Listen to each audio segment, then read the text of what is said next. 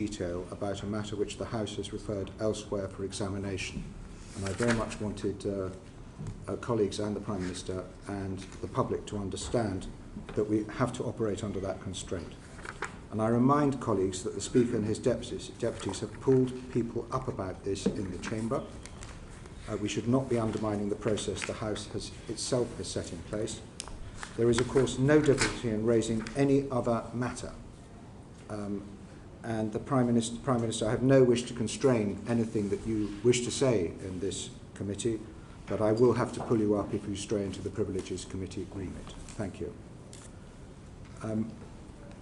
Prime Minister, it is our intention to start with the great issues facing the nation and to move to the question of integrity in politics and related matters towards the end of the session. Unless you wanted to dispose of those matters immediately first.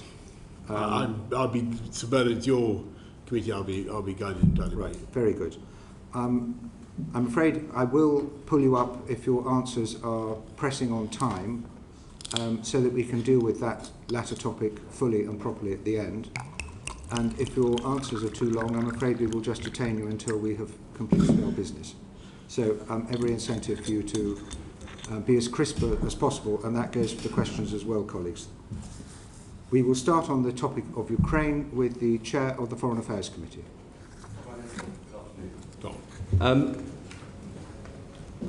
The alliance that has been brought together to dissuade Russia from further actions and indeed to push Russia out of Donetsk and Luhansk has clearly got a window of opportunity before the winter starts to bite and the coalition starts to fracture as energy prices in Europe rise and homes across our country start to suffer.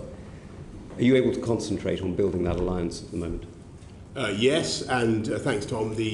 If you look at what the UK has done over the last couple of weeks, I think that the efforts of UK diplomacy, UK strategists, security, armed forces have been very considerable, and G7 outcomes were at the upper end of expectations. NATO certainly, again, probably both exceeded expectations in the level of unity, and virtually every country around the table in NATO determined to help President Zelensky in that window of opportunity that you described.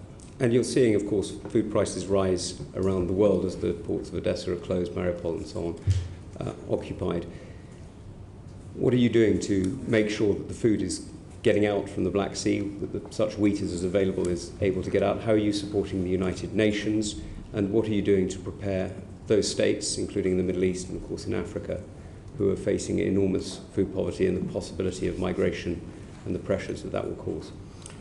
So, first of all, on the grain that's being held hostage in Odessa, we're working with the UN Secretary General Antonio Guterres, who's leading the negotiations. The Turks are clearly crucial.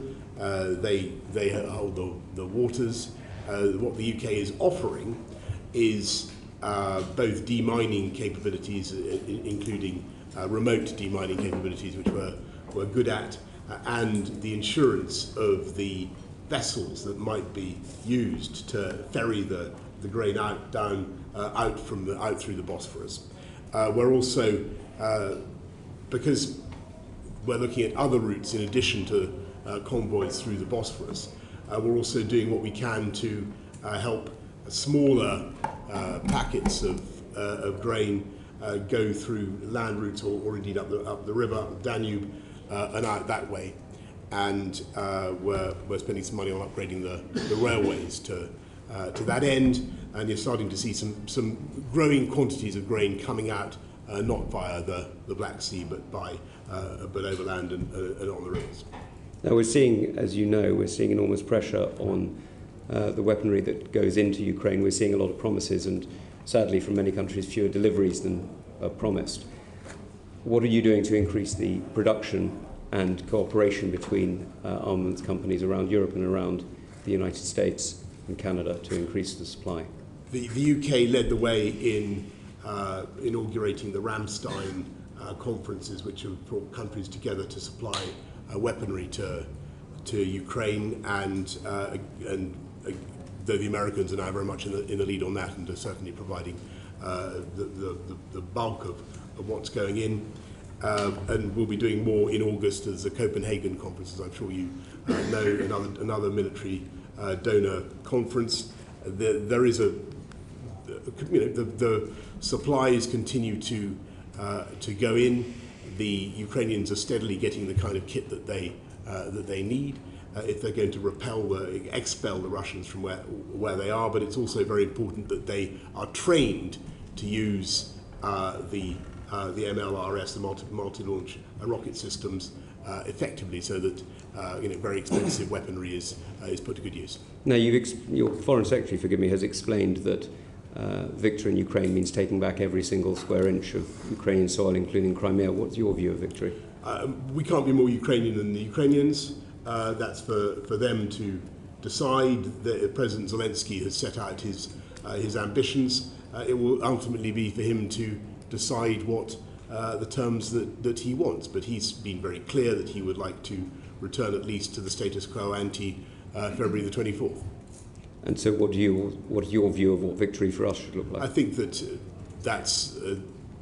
I think the victory for the Ukrainians would be a result that the Ukrainian people feel is the right one. And at the moment, I think I'm right in saying that 90% or more of Ukrainians believe passionately that there should be no deal that involves land for peace, and they want the Russians expelled from every part of the territory that Putin has invaded. Are you confident of holding the NATO agreement together, or rather the European and American agreement together, in making sure that coalition sustains the Ukrainians even when the winter prices start to bite? I think what was notable at Madrid was how anxieties about the friability of the coalition were proved to be unfounded, and that's because the logic of the situation simply demands international unity.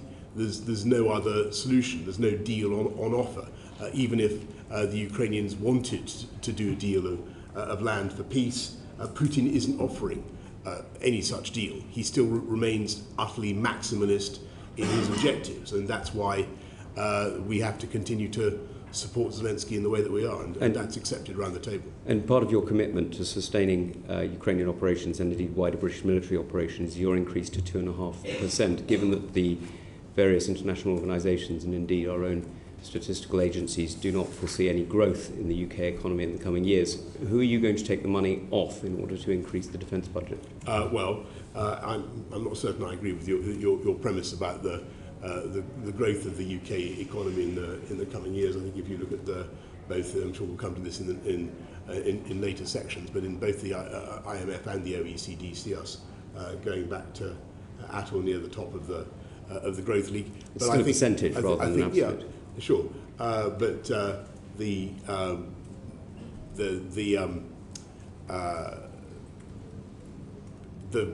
2.5 is a logic. It's just a prediction.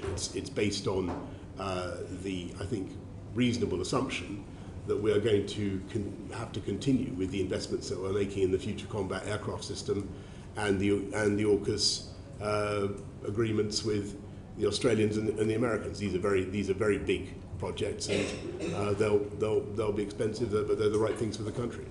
And so the last question from me will be on Sweden and Finland. Clearly their membership of NATO is an extremely important event, not just for them but for all of us. What are the implications for the guarding of the High North, and particularly the integrity of the United Kingdom and Scotland as part of that in the alliance? And what are the commitments that the UK is willing to make to increase cooperation with Sweden and Finland, not just in military supplies but also in training? Yeah, well, thank you. We already do a lot of cooperating with the Joint Expeditionary Force. The JEF, as you know, is up there in the High North. The addition of Finland and Sweden is a great moment for the alliance. I think it will strengthen the alliance, and it tells you all you need to know about Putin and his aggression at countries as peaceable as Sweden and Finland have decided to join NATO. Thank you, Chair. Prime Minister, good to see you again. We're establishing that the world is getting more dangerous. The next decade is going to be very bumpy indeed.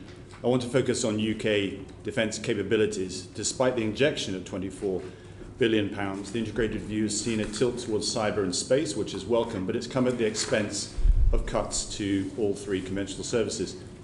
At your last appearance here, prior to the Russian invasion, you boldly stated that tanks are not the answer to the defence of Ukraine, that the old concepts of tank battles on the European landmass are over. Prime Minister, do you now recognise the value of tanks as part of our landfall warfare mix, and plans to reduce our tank numbers now need to be reviewed? Thank you very much, Tobias. I think that certainly I think that it's important for the UK to have tanks, but I think for the Ukrainian purposes, even more valuable were anti-tank weapons. And if you look at what really changed the course of the first few weeks of the war, it was the javelins, it was the NLAWs in particular, and the javelins that were used to destroy the tanks and ready to make Russia's tank warfare extremely difficult. And you'll have seen exactly what happened. That's understood, and I don't disagree with that. What I'm trying to stress at is that the defence budget, it will actually go down by £1 billion in 2023-24, according to library figures. And you mentioned NLAWs. We have stockpiles which are being depleted. We're short of deep fire capabilities, rocket artillery, air defence, and indeed hypersonics as well. This is where the character of conflict is moving. We need to invest more, including in those tanks, which we're cutting by a third, and indeed our warrior fighting vehicles. We have no capability to do dismounted infantry because we're actually cutting the entire warrior fleet. Could I beg with the Prime Minister to reconsider the army numbers? If there's one thing he could take away from here, with his new Chancellor, to look at securing £40 million required to reverse the cuts in our army manpower. Yeah, thanks. I just want to stress that we value immensely the armed forces, in the sense we value the numbers of troops. If you include the reserves, they're in fact over 100,000, so 73,000 in the regular army plus 30,000 reserves. But I think it's also very important that, and I heard all the points that people like General Sanders have made, but the important thing is to have the best possible equipment for those troops, and that's what we're doing. Well, let's look at that equipment, because in the army, I just said, we're losing a third of our tanks, we're losing our warrior fighting vehicles, we're decimating our tracked land warfare capability. In the RAF, we're down from 36 squadrons during the Gulf War to just 6 today. We're losing all our Hercules heavy lift, we're losing, we only have 48 of the 138 F-35s. We're losing 2 of the E-7 I-Star aircraft that are so critical to work with the F-35s. And in the Navy, in 1990s, during the Cold War, we had 13 destroyers, 35 frigates, and we're down to just 18. We are hollowing out all our armed services at the very time that, as you mentioned, the head of the army is saying we face a 1937 moment. This is the time to be investing in our armed forces, not depleting our capability. Well, I agree with that, but that's why we're spending £24 billion over the next 4 years. It's the biggest increase since the end of the Cold War, and I think that money is being wisely spent. It's been spent already. It's gone. Well, it's over the next 4 years. Yeah, it's gone in to invest into paying for the replacement of the Vanguard submarines. The money didn't even hit the sides. That's where it was needed to make sure that program allowed us to continue our nuclear deterrent. I understand, but we're also committed, as I said earlier on, to a number of massive projects. You mentioned heavy lift aircraft. Actually, if you look at what the UK has, I think we're still by far the biggest possessor of heavy lift aircraft in Europe. On ships, where we've got a very active shipbuilding program. Tobias, I take your point about tanks again humbly and sincerely, and I will take it away and look at it and look at the armoured personnel carriers, the armoured vehicles. They have been useful to the Ukrainians, particularly the armoured vehicles, but the committee should be in no doubt we're investing massively in defence. I hear what you say, but I mean, you're a classicist. You know, your responses to date make me feel like Homer's Cassandra. I say to you, we must prepare for the storm clouds that are coming over the horizon, and you don't seem to believe me. I say we can't afford these troop cuts in our army numbers, but you don't believe me. And I say that we need to reverse these cuts in our land warfare systems, our ships, and indeed our planes, and you still don't believe me. And there is a change afoot. We are our history, and a turning point in our history, and we need to prepare for what is coming over the horizon. Britain must play its part. There is a gap in leadership in Europe, and I want Britain to assume that role. We can only do so if we prepare today and advance our defence posture. I really think you should have been at NATO to listen. I wasn't to invited, sir. One day. To listen to what the other countries say about the UK contribution and the indispensability of UK armed forces, our contribution to NATO's new force model, the role that we play. We're the second biggest spender in NATO, but a massive contributor to all the joint operations. And I think Jens Stoltenberg, the Secretary General, would testify that. And when you say, I don't believe, that's not true. I do understand the need for more spending on defence. It has to be balanced against other priorities, and it is going up. Then reverse those troop numbers. Okay. Can I just press one matter related to this? We have given away our training stocks of NLAW, of MLRS, and other munitions to the Ukrainians. What are we doing to galvanise the supply chain back to a wartime capability that will provide resilience of stocks? Because at the moment we simply can't replace those stocks. Well, thank you. But actually, if you look at what's happening in Belfast, they are making a lot of NLAWs. They're not replacing as fast as we're giving them away. That is a fact. That is true. They take a while to make, but we're replacing them. But I mean, this goes to the heart of the integrated review, which was very good on analysis and requirement, but there are only 2 pages on the implementation. What are we going to do to make sure that we implement the defence integrated review so that we actually have the capability ready when we need it? Because at the moment we don't. We're supplying a huge amount of capability. I accept the view that we need to modernise and do more, and more NLAWs are certainly rolling off the production line at Thales. I think it's Thales in Belfast. Is it time to quickly? Is it time to review aspects of the integrated review? I think the integrated review has stood the test of time well. We're going to move on. And I'm happy to take that up later. Angus McNeill. Thank you very much, Mr. Chairman. Prime Minister, about 4 years ago just now, I was comparing your predecessor to Gloria Gaynor, because she will survive. And at that very moment, there was perhaps a young Lochinvar type making his resignation statement in the House of Commons at that moment. Can you remember who that was? Mr.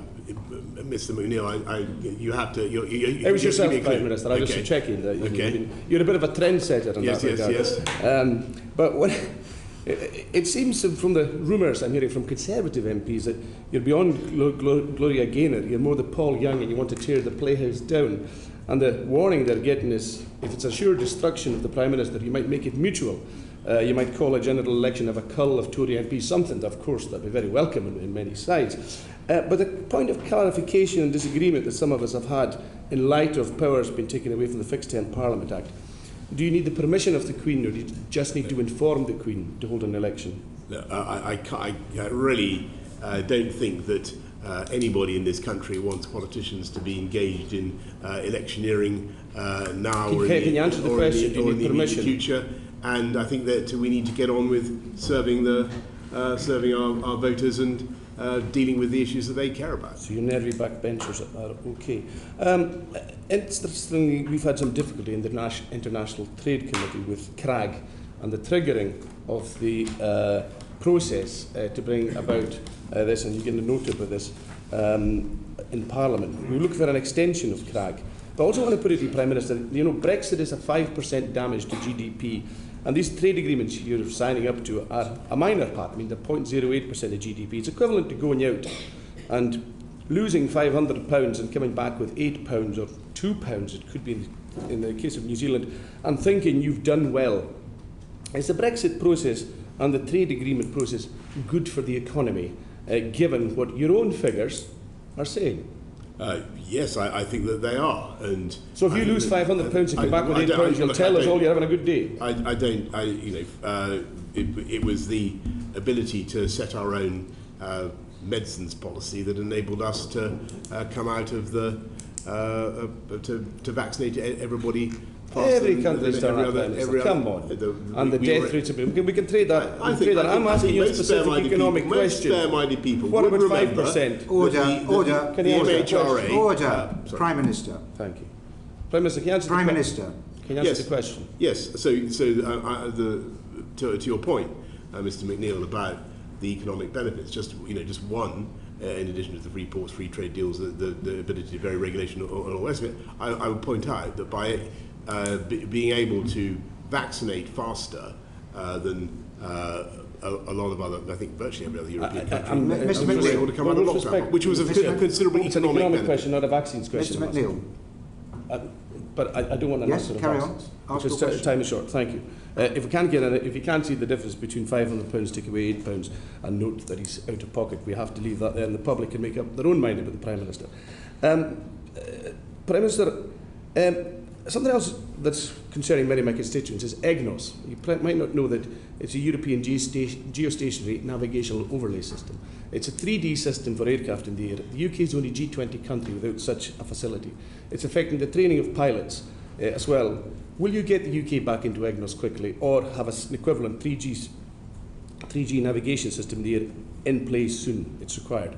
Well, thank you. That is a very interesting suggestion. I'll happily look at that. We do have a pioneering low Earth orbit system of satellites called OneWeb, as I'm sure you know. But it's of no use to aircraft at the moment. I don't know whether that's of any use. No. Perhaps you'll write to us on that. Perhaps you'll write to us on that matter. Yeah, thank you. Prime Minister. Prime Minister, you're a fan of imperial system. You want to have imperial measures. Well, I think people, if people want to have them, I don't think that. They how easy is the system? I mean, how many ounces are in a pound? No, I'm not going to. I'm afraid I was brought up in the. So you don't know how many ounces are in a pound? The basics of the imperial system. I think there are 16 ounces. Mr. McNeill, we can't hear either of you what you're saying. 16 ounces to a pound. 16 ounces to a pound. I would tax you with pounds in a stone then. But I've got to make a confession. I was educated all over the place, and I can do metric as well. Let me put it that way. So the Prime Minister of the UK is more adept in the metric system. Excellent. I can tell you what I think of my weight in stone. How about that? Okay, thank you very much. And probably put your mind at rest. I mean, I've heard mention of Sweden, Finland, and Scotland. I have no questions to ask about independence of Scotland. It's not a matter for you, it's a matter for the people of Scotland. Yep. It will be decided in Scotland. And I think, Prime Minister, that's about all that we need to discuss at the moment. Thank you. Mr. Chair. Thank you, Mr. McNeill. Sir Robert Goodwill, DEFRA. I'd like to bring us back to the topic of food security, both globally and nationally. I mean, globally, it's a matter of whether people eat or starve. Nationally, it's having a major impact on the cost of living crisis. And I wonder if we are underestimating the ease at which we can actually bring wheat supplies and sunflower supplies out of Ukraine, given the change of gauge of the railway lines into Poland, given the way that loading equipment in Odessa could be damaged by missiles. Is it really only realistic possibility if there were a ceasefire, and as long as conflict's going on, is there really a possibility we can get those supplies out? Well, Sir Robert, what's happening is that the monthly consignments of grain out of Odessa are starting to go up. It should be about 5 million tonnes a month. I think that it's the most recent figures I saw for June, I think it was running about 2.75 million tonnes, so it's not nothing. You can get it out not just by the sea, as I was saying earlier on, but by land routes as well. I think the risk is, I think what the Ukrainians are worried about is that if they negotiate a deal with Putin to get him to open up the Black Sea, he will demand the lifting of sanctions in an unacceptable way. Coming close to home, the government published its food strategy a couple of weeks ago, which I think was widely welcomed. One aspect of that was having more food from our own resources. We're self-sufficient in liquid milk, but about 75% of the food that we can produce here, climatically, is produced here. Do you think, given the global situation, we should revisit things like rewilding, putting solar farms on arable land, or planting of trees, and we should concentrate on improving food production here at home? I share that enthusiasm, and the food strategy that we launched a few weeks ago certainly puts our own domestic production at the heart of what we're trying to do. We have, I think, 74% self-sufficiency, but there's a massive opportunity. It affects our balance of trade. Personally, I would like to see many more solar panels on roofs than in what could be otherwise productive fields, and I think we need to think sometimes about the fiscal incentives that we offer.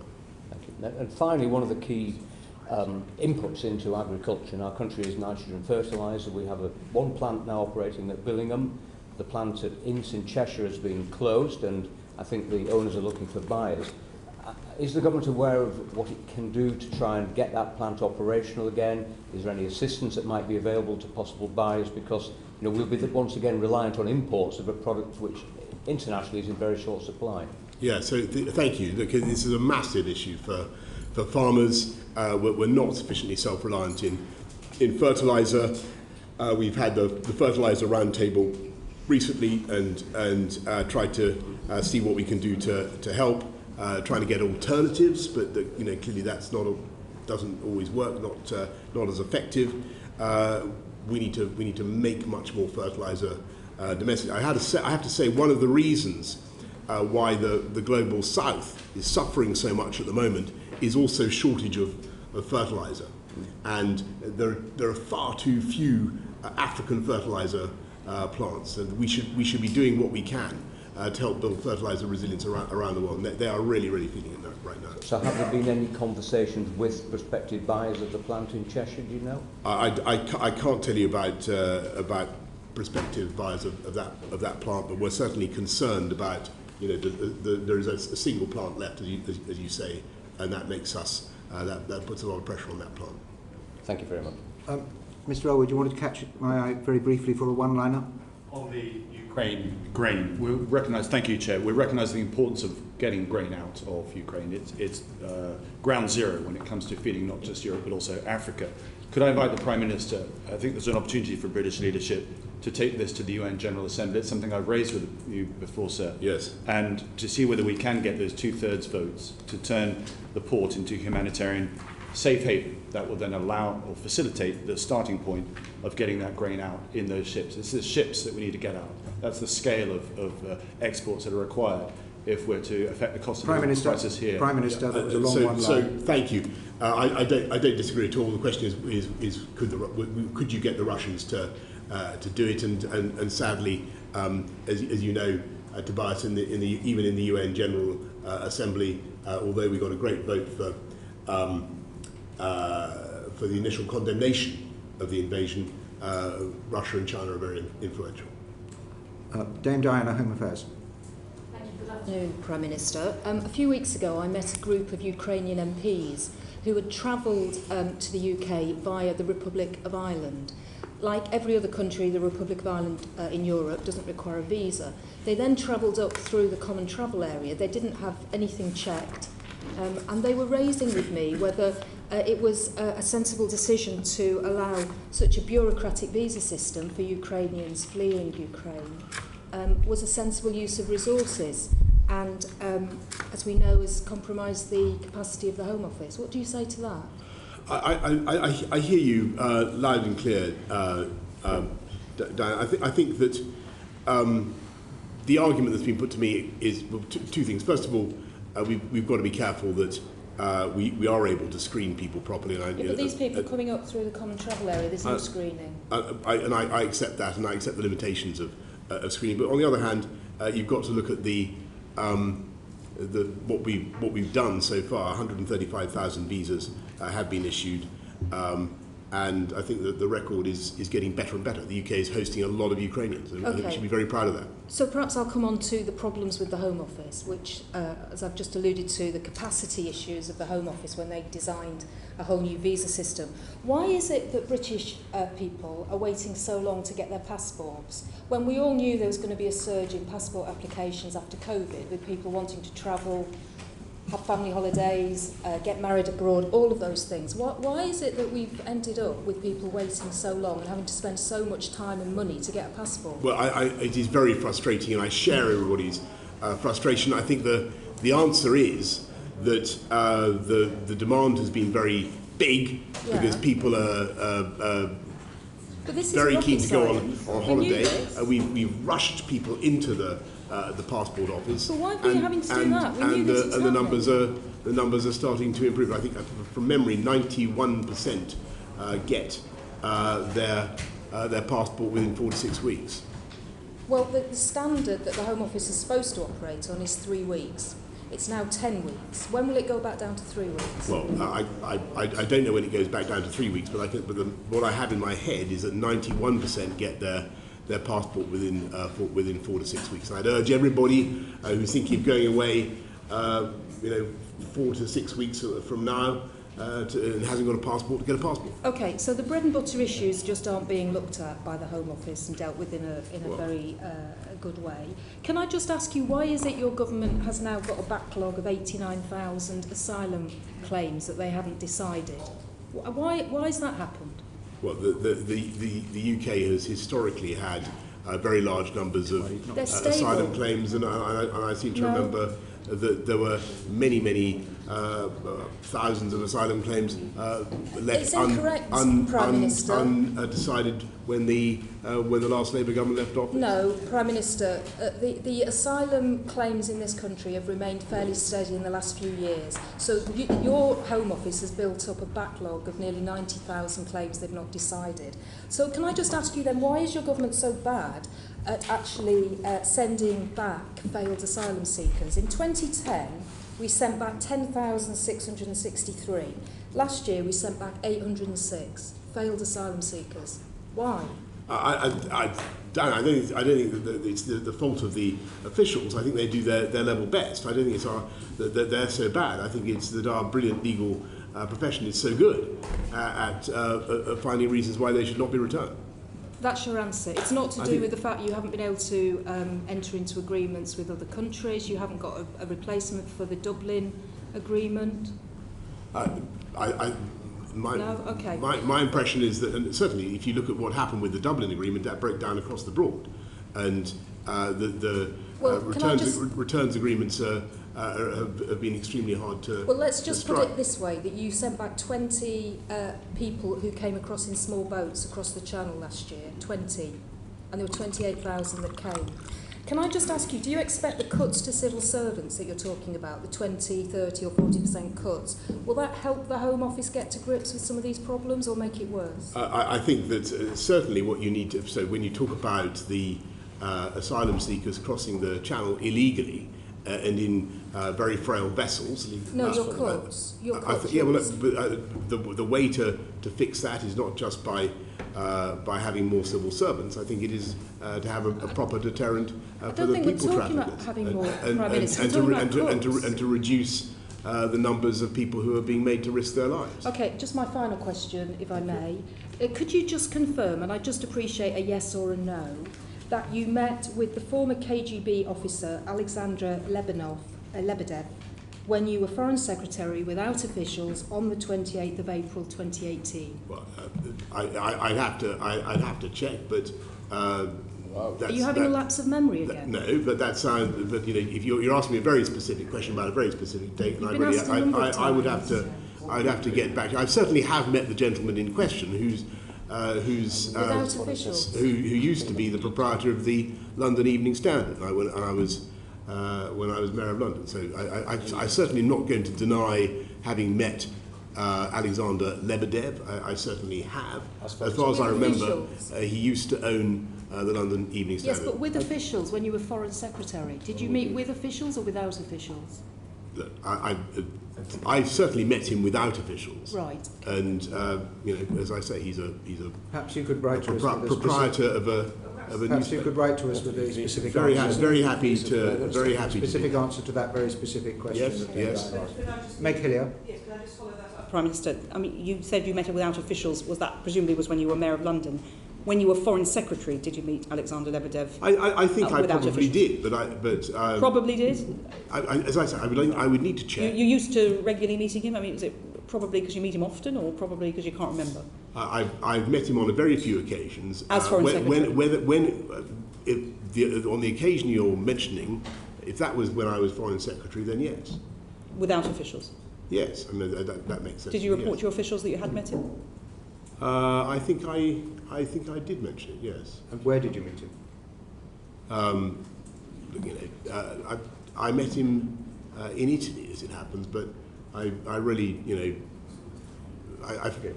Anyway. Well, perhaps you'll write to us about Personal that. engagement, was it? Yeah. That's Personal exactly engagement, right. initially? We'll move on. Caroline Notes, Equalities Committee. Prime Minister, you've referred to the Homes for Ukraine and the Ukrainian family schemes. Can you give us any indication of what proportion of the visas issued have been to women? I can't, Caroline. I'm sorry. I'll have to write to you. Okay, so we're not collecting official statistics on that, but the indicative ones suggest that it's 82% are women, many of whom have children with them. What safeguarding concerns do you have about Ukrainian women being here in the UK? So one of the reasons why the scheme, people initially complained that the scheme was slow, but we wanted to make sure that people, when they arrived, were in a safe environment. And so, as far as I know, the work is done to ensure that they're with families or with people who will look after them properly. Do you feel comfortable that the accommodation is checked in many instances after people have arrived? To the best of my knowledge, they have everybody that I've met or who's been involved in the scheme says it's working very well. So you do feel comfortable if accommodation is checked after people have arrived? I can't tell you, Caroline, exactly what checks are done on the accommodation after people have arrived, but I know that safeguarding is done to make sure that they have a good experience while they're here. Do we know how many are no longer with their original sponsors? I can't give you that, I don't know. There's certainly indications that there could be as many as 660 Ukrainian households already who are owed a duty under the homelessness prevention. Do you have any concerns about where they're going to end up? I don't know that that it's right that that there are that many Ukrainians who are homeless in the UK. I think that where there are arrivals who have had a problem with their sponsors, with the household, the councils have a duty to provide a roof for them, and that is supported by a grant of £10,500 per person. So we're not currently aware of any Ukrainian sleeping rough, for instance. Okay, the statistics show that there are 660 Ukrainian households owed a prevention or relief duty for homelessness. Are you, you said earlier today, I think to Clive Betts, that people would be able to switch between the Ukrainian family scheme and the Homes for Ukraine scheme. When do you think that will be possible? So we're trying to speed things up. I can't tell you when we're going to be able to make those two schemes allow people to move fluidly from one to the next, but clearly there's a logic in that. And if people should be able to switch between the family scheme and the Homes for Ukraine scheme, should they also be able to switch sponsor within the Homes for Ukraine scheme and have the £350 a month funding follow them? Interesting idea. We'll have a look at it. I'm not going to extemporise a solution. If a lone woman has fled a sponsor's home because of safeguarding concerns, do you think the funding should follow her? Well, I can see the logic of that, yes. But I will certainly have a look at what's happening. I'm sure that particular issue is something that Home Office staff have thought about. Perhaps Minister Harrington and Minister Gove, if they're still with us, could look at that. Can I ask you specifically, when it comes to safeguarding concerns, Yes. should safeguarding always be straightforward? Well, of course. Thank you for that. And finally, we know that people traffickers are operating between on the borders of Ukraine, particularly targeting women and young girls.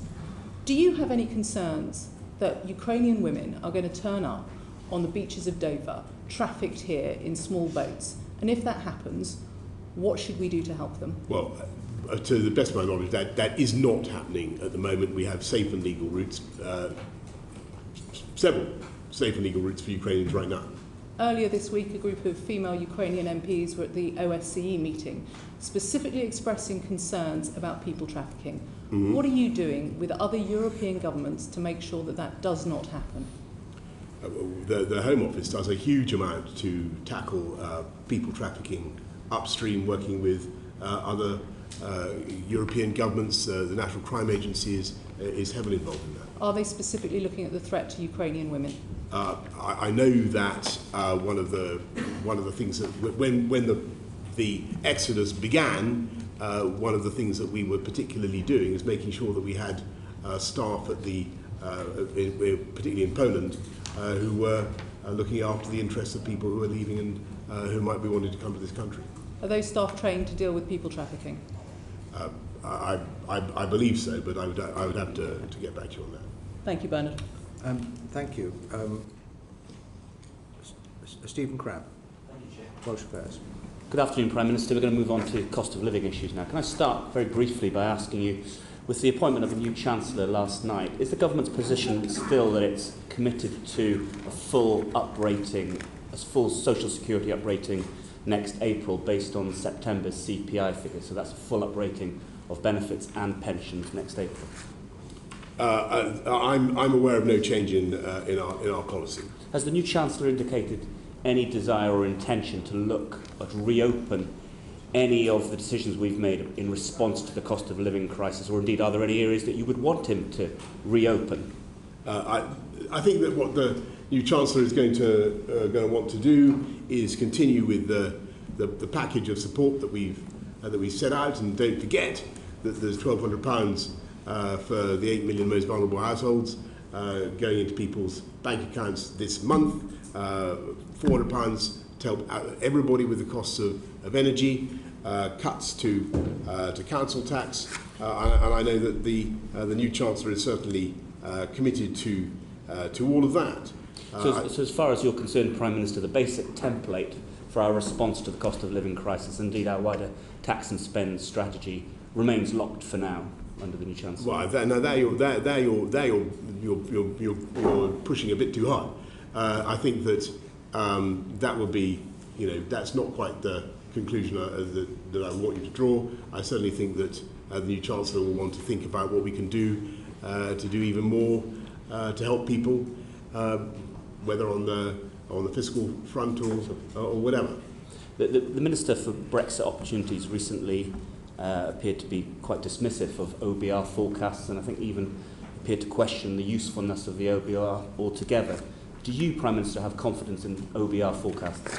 I think that the OBR forecasts are very useful. I don't think that they should necessarily, but my experience is they don't always turn out to be correct. But that doesn't mean that they're without value. When have they turned out to be correct? Well, it's about I think, a rhetorical question. So when the OBR in March, Prime Minister, predicted that the UK is going to see the fastest drop in living standards since the 1950s, is that an OBR forecast that you accept? I think that we've got to be realistic, that there is going to be a lot of economic pain, and we've got to be frank with people about that, and that is certainly the case. What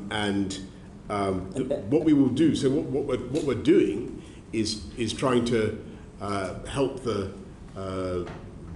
lowest income households as much as possible, and actually they may get fully compensated, but there will certainly be, or virtually fully, but there will certainly be a lot of pressure for a while. That pressure will then abate. We will get inflation under control. That is the big problem right now. But I'm very confident that it will have abated by next year. And is the latest economic advice that you're receiving, Prime Minister, that OBR forecast about the drop in living standards is indeed correct, or are you receiving advice, any evidence to point to a softer landing, or indeed things getting even worse next week? No, I want to repeat things. An inflation spike like this takes a long time to work through, and we've just got to be realistic about that. And there is going to be pressure on people's incomes, and there's going to be pressure on people's budgets, and it really is. We cannot ignore that. We will try to help people with massive or very substantial contributions to their paper to support them. And I've mentioned some of the sums that make up the £37 billion of support. But we also have to fix the underlying causes of inflation.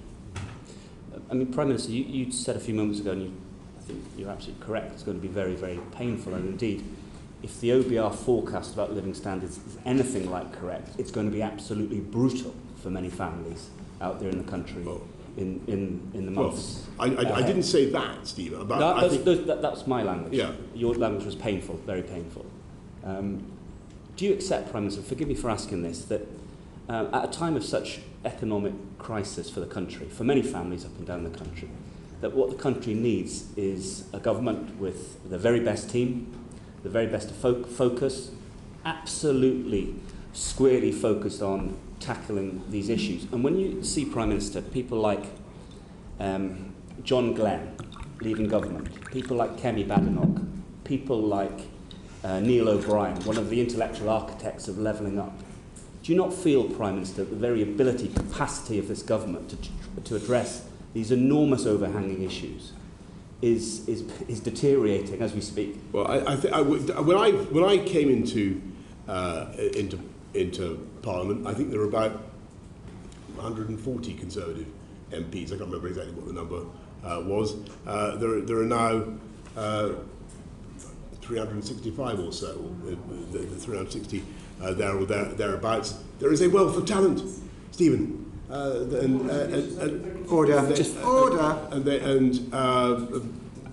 We should be confident in our ability to. And as for your point about the government focusing, the government is certainly focusing on the issues that matter. And today we're cutting taxes for everybody by £330 for 30 million people.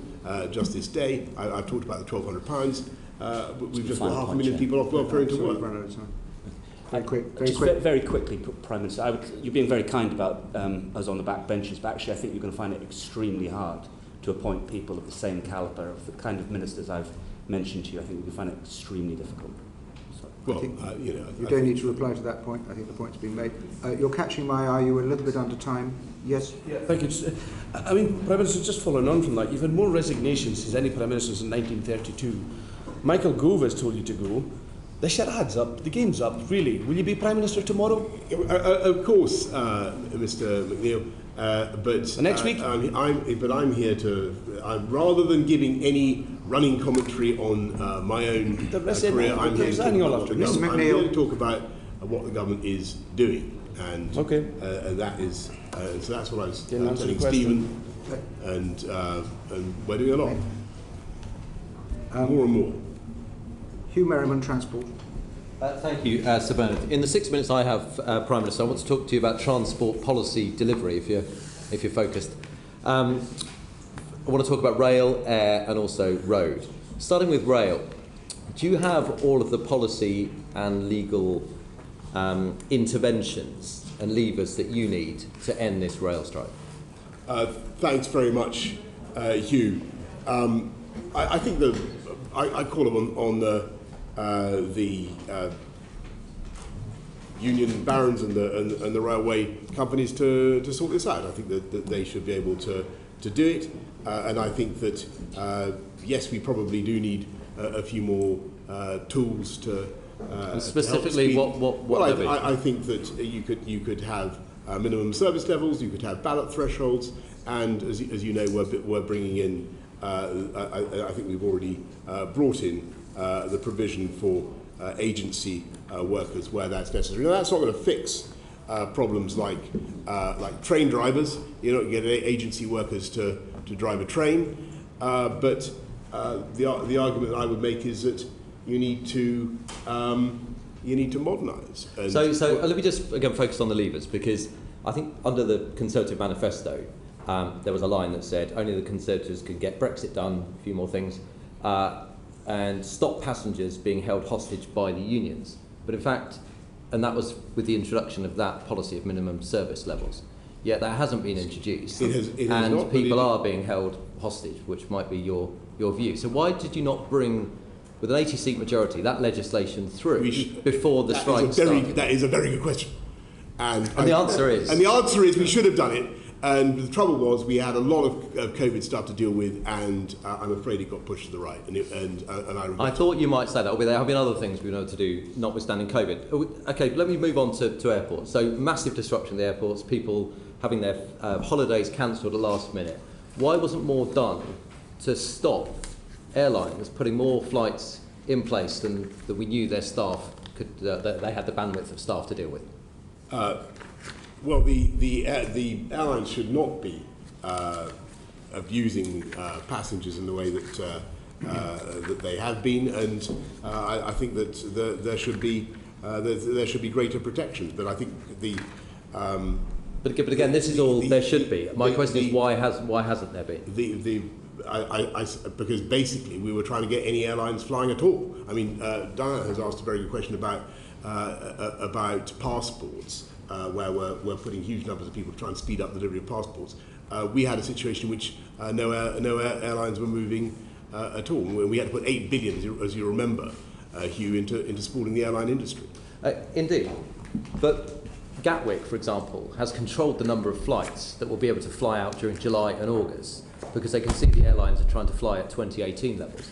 So they could see the number of staff coming on. So they've taken action. Other airports haven't necessarily.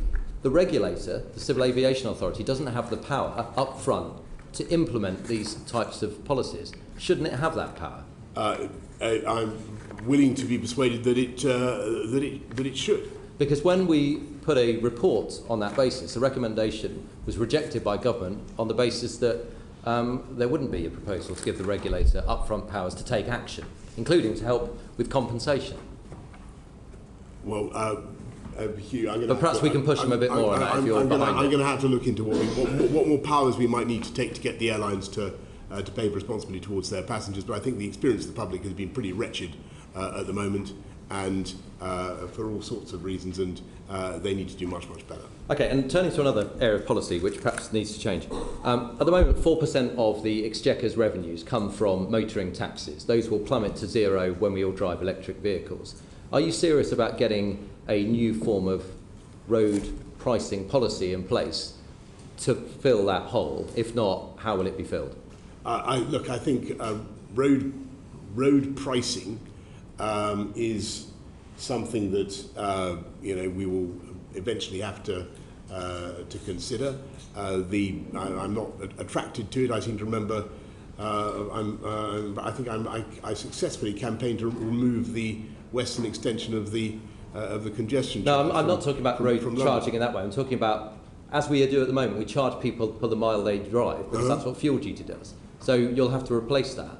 Oh, I see what you mean. So like for electric vehicles as well, so that you charge a mileage. Yeah, something along those lines.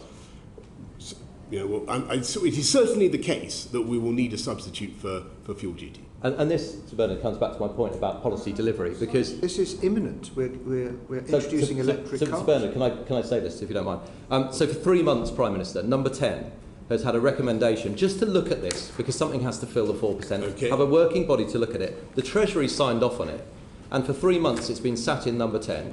1 week I'm told somebody's signed off on it, and next week someone else has looked at it and actually has stopped it, and it's stuck.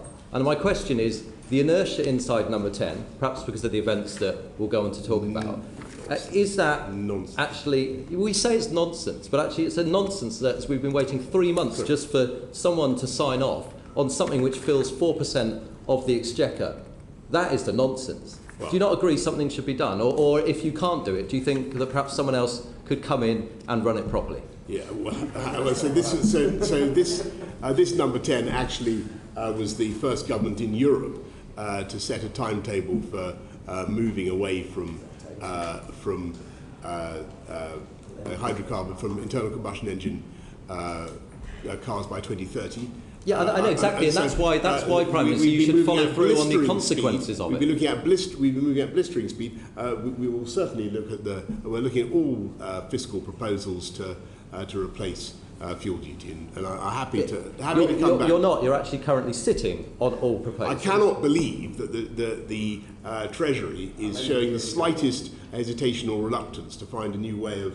No, that's my point. The Treasury motor. signed off on it. Number 10 then insisted on looking at it and has been sat on it for 3 months. I think Andrew Griffiths is currently the one that's now said, no, I don't like this. And we are therefore stuck, having thought we'd cleared all the hurdles. I will take it up with Prime Minister, I'll just add, I was Shadow Transport Secretary in 2000 and road charging was seen as the future then. Successive governments have dodged it, but why is your government dodging it when you're already abandoning the revenue stream from hydrocarbons? So Bernard, why do you think we necessarily are? We've got to find a way of filling the gap left by You've actually got a target for eliminating fossil fueled cars, but you haven't got any plan in place to replace the revenue.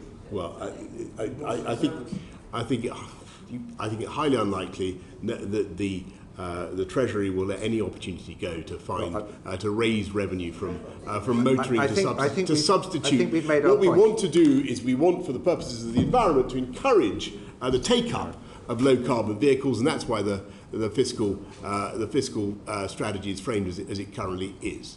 So that's what we're doing for the time being. My apologies to Darren Jones-Bayes. I should have brought you in earlier. Thank you, Mr. Bernard. Prime Minister, how's your week going? Terrific.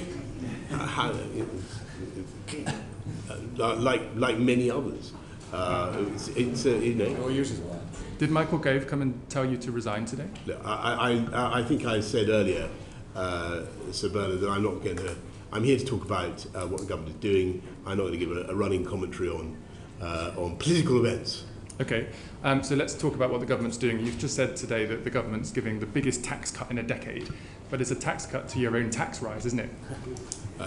No, what it does is it gives people, 30 million people, by lifting the thresholds, it gives them, on average, a tax cut of £330.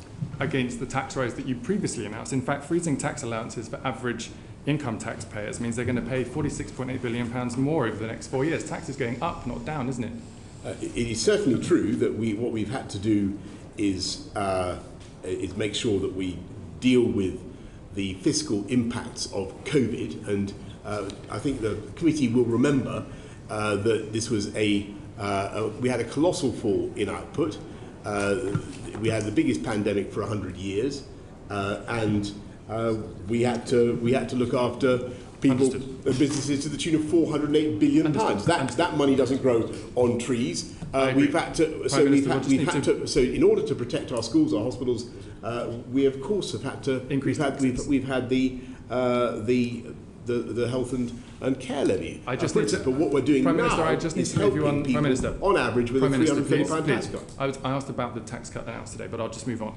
Let's look about the economy before the pandemic, because you've mentioned the pandemic, understandable event that was very difficult for government. But before the pandemic, between 2010, when the Conservative Party came into office, and before the pandemic, national debt increased by £640 billion. It's now 100% of national wealth, and you keep announcing tax cuts and spending plans at the same time. Are you just going to keep putting more and more debt onto the nation's credit card? Sorry, you were just complaining about taxes going up. I'm asking you about what you're doing in government, Prime Minister. Get your story straight. My facts are from the Treasury, Prime Minister. What we're doing is we have to be sensible and we have to be responsible. We're making sure that we manage the public finances in a prudent way, but I think that there will be scope for further tax cuts in due time. Maybe imminently, perhaps. Can I just move on? Prime Minister, can I just move on to economic growth? You said yesterday you welcomed your new Chancellor, Nadeem Zahawi. Yes. Because he would grow the economy in a way that presumably Rishi Sunak couldn't. But we're more likely to end up in a recession. I don't think I said that, but anyway, go on. Well, we're more likely to end up in a recession this winter, aren't we?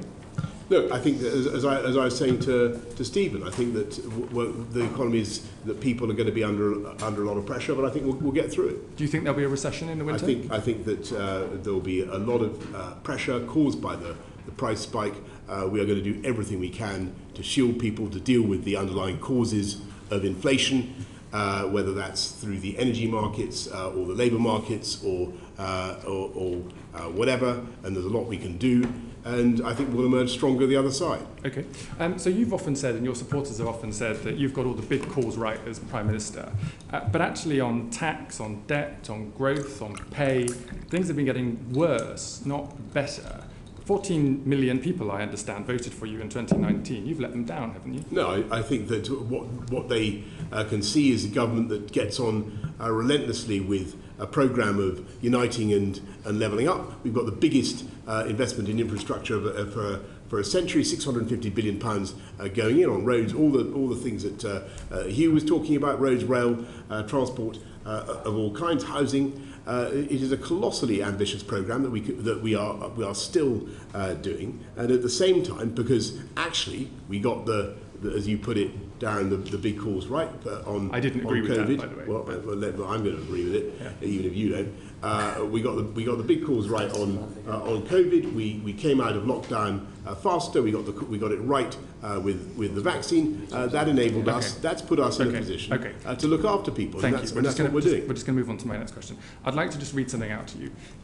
Quote, when a regime has been in power for too long, when it has fatally exhausted the patience of the people, and when oblivion finally beckons, I am afraid that across the world you can rely on the leaders of that regime to act solely in the interests of self-preservation and not in the interests of the electorate.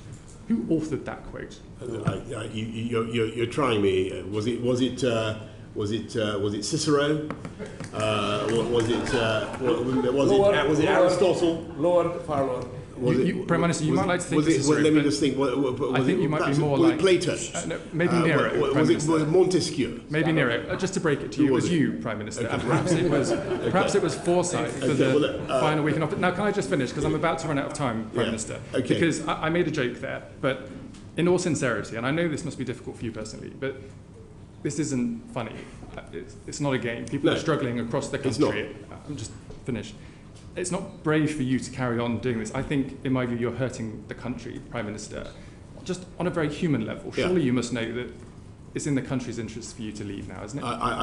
I think that the country is going through tough times, and I think that we have the biggest. You're making a point about duty, right? Yeah. And I look at the issues that this country faces. I look at the pressures that people are under, and the need for government to focus on their priorities, which is what we are doing. I look at the biggest war in Europe for 80 years, and I cannot for the life of me see how it is responsible just to walk away from that, as I said earlier on in PMQs, particularly not when you have a mandate of the kind that we won 2-3 years ago. But shouldn't as Prime Minister, you actually spell out that the pressure the economy is under is actually very, very serious, because not just of the invasion, but because we have decided to make the necessary sacrifices in order to resist Putin. And we are in an economic war with Russia now, with Putin. He's coining it on the energy sales. Our economies are suffering as a direct consequence of the sanctions. Shouldn't we be spelling out that it's going to be tough, but these sacrifices are necessary to make in order to secure the security of our continent? Thank you, Sir Bernard. And that is exactly the point that I have been making. I think I made it yesterday on Monday, I should say, in the statement on the summits. And it's the point that resonates with colleagues around the table in NATO and the G7 and other places, because the cost of not standing up to Putin is that you legitimate or you encourage further acts of aggression in other parts of the former Soviet Union, destabilizing the whole continent, if not the world, causing further economic distress and uncertainty going on for years and years. And that's why I made the point about the decades of peace and stability that followed the Second World War, when we finally learned to stand up to dictators and not to accept that borders could be changed by force. That decision led to decades of the rule of international law, expansion of global trade, peace and stability. And we need to inaugurate that era again. Thank you, Prime Minister. Rob Half on education. Starting off with fuel, and then I'm going to as it segues in. If I could just move from Ukraine to a fish and chip shop in Harlow, Prime Minister, if I may. They are down 150 customers a month. Their takings are down £5,000 a month. Their energy bills have gone up from £1,800 to £3,000 a month, and now he's got to pay over £2 to fill up his car and the vehicles, £2 a litre. Can you understand what is fueling the haulier protests? Whilst I don't agree with direct action, I do have sympathy for what they're asking for. And is it not the case that the 5p fuel duty cut, whilst welcome, was swallowed up, and that actually this is unsustainable, and that you need to slash either fuel duty or VAT, but also to look at introduce a pump watch monitor, because just finally, we know that since the 14th of June, the wholesale price for diesel fell by 7.2 per litre, but filling up costs increased by 8.1p. For petrol, the wholesale price dropped by 14.9p, but the pump price rocketed by 17.4p. So motorists, everywhere you look at it, they're being fleeced by the government, and they're being fleeced by the oil companies. So what are you going to do it? Because if you don't do something, there is going to be a Canada-style haulier protest around the Palace of Westminster. I have no doubt that this is going to spread. Yeah, well, look, Robert, thank you. And you've been campaigning on this for years and years, and I listened to you very attentively. As you say, we have cut fuel duty by 5p for a litre. It's only about 100 quid a year. I appreciate that that's not much for people, and it's being swallowed up by what's happening on the forecourts. So we are doing Grant is, I believe, doing a pump watch scheme to ensure that cuts that we are putting in do get passed on. But clearly, the pressure is there, and I hear you loud and clear. I think before Angus leaves, one of the benefits of Brexit is you can cut VAT on fuel. So I should have pointed that out. But do you recognise you need to slash it? You need to literally cut it by a significant amount, because this is unsustainable. It's hurting our frontline services, it's hitting our bus services, hitting transportation, and it's hurting our businesses as well. I hear you loud and clear. So we have a new Chancellor. We will see where we get to on that. But I hear you loud and clear. Okay. If I can move to education, I was distressed about the closure of schools, and I thought it was a huge mistake that they were closed for most pupils during COVID. During COVID, I thought it was a huge mistake, something acknowledged by the previous Education Secretary, now Chancellor. We now know that there are 124,000 so-called ghost children who've not yet returned to school. Persistent absence has gone up from 1.6 million to 1.7 million. What is the government doing to get these kids back into school? And will you look at rolling out a programme of 2,000 school attendance mentors, not necessarily new employees, but school employees, existing local authorities employees and charity employees, to work with the families to get these children back into school? And you could use existing money from the Supporting Families Fund, the £80 million from the Supporting Families Fund, in order to do so. So, first of all, I agree with your overall premise that it was awful that schools had to close. We didn't want to do it. We tried to keep it for as short a period as possible. We're trying to get kids back into school as much as we can.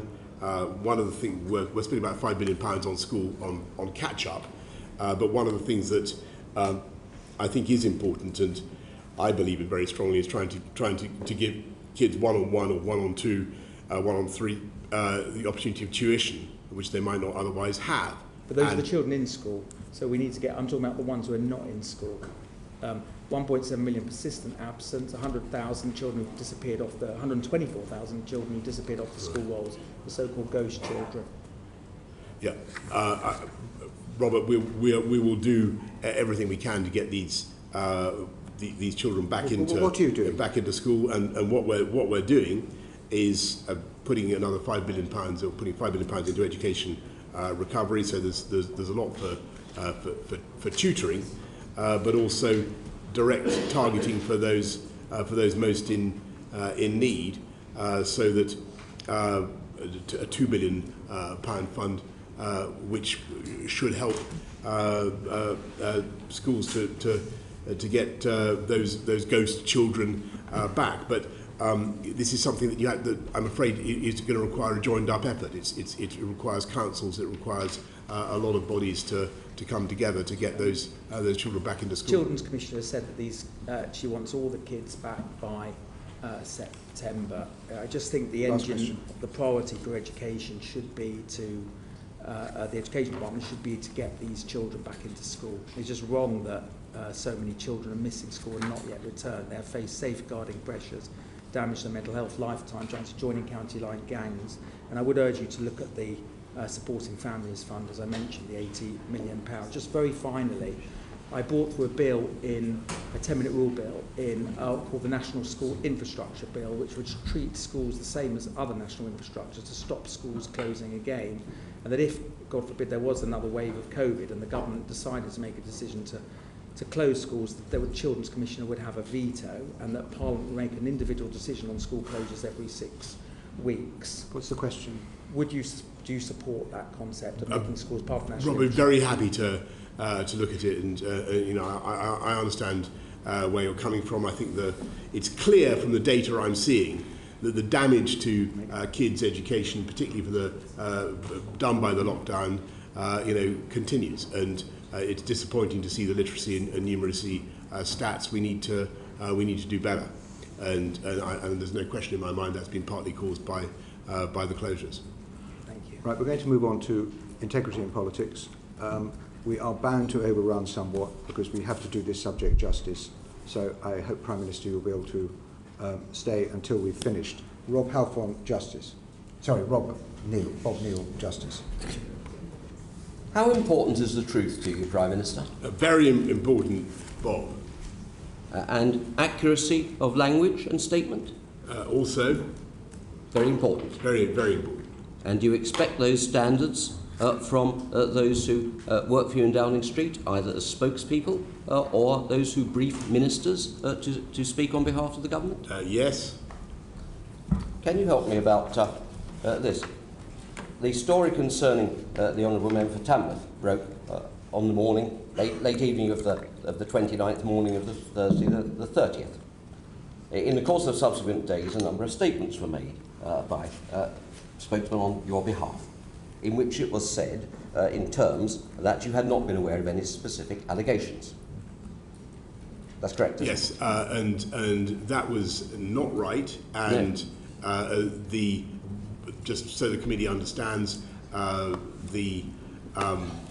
I was doing. So on the Friday, when the allegations were put to me in detail, and the fact that a complaint had been made, I was mainly engaged in talking to a witness and removing the whip from the member in question. That's what I. Okay, well, perhaps I can come to that, Prime Minister. What we should have done at the same time, I then left the building. But what we should have done is gone over all the interactions between government, me, and the member for Tamworth, and got a full timeline, and I'm afraid we didn't. And that's in retrospect. And I should have done that, but as a result, some things were said that weren't right. As soon as I was aware of the discrepancy, we took steps. Can you just tell me about this? Okay. Well, what we do know is that on the 5th of July, Lord MacDonald of Salford, who was the permanent secretary, Under Secretary at the Foreign Office, said this, that the line that had been put out was not accurate, she now accept, said this, in a letter to the Parliamentary Commission for Standards. Mr Johnson was briefed in person about the initiation and outcome of the investigation. There was a formal complaint. I'm sure you've seen Lord MacDonald's letter now. Great. Do you accept the content, the accuracy of the content of Lord MacDonald's letter? And so that's entirely correct. So if I could just you accept what Lord MacDonald says as being accurate? I wouldn't want to say that I accept absolutely everything he says, because but what I can certainly tell you is that I don't have it before me. What I can certainly tell you is that there was a complaint and you were told the member for Tamworth in 2019. Yes, late 2019. And that complaint was upheld. Yes. The matter was resolved within the Foreign Office.